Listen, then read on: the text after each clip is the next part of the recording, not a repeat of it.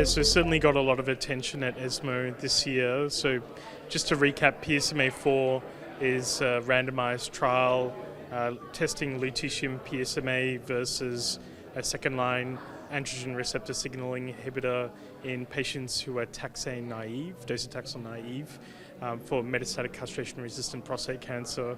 The study was designed with an endpoint of radiographic progression-free survival and was positive for that, and showed a significant benefit for lutetium PSMA in the pre-chemo setting. It obviously been shown to have a RPFS and overall survival benefit in the post-chemo setting in the VISION trial.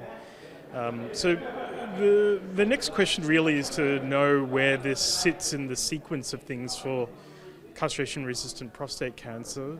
There are a few talking points about PSMAfore, particularly about the activity of the control arm.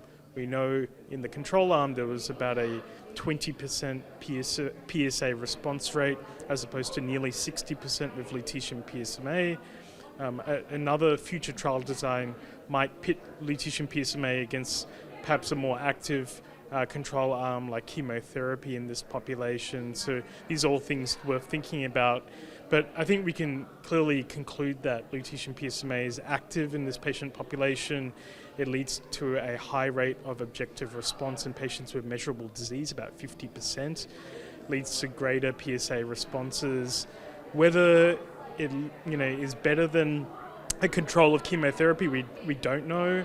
Whether it significantly improves overall survival compared to a second-line androgen receptor signaling inhibitor, that's also an unanswered question at this stage.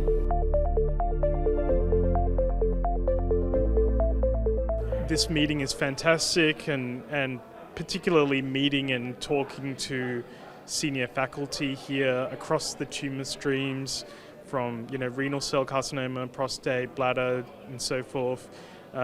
It's a wonderful kind of collection of minds and dissection of the latest data, so it's a pleasure to be here.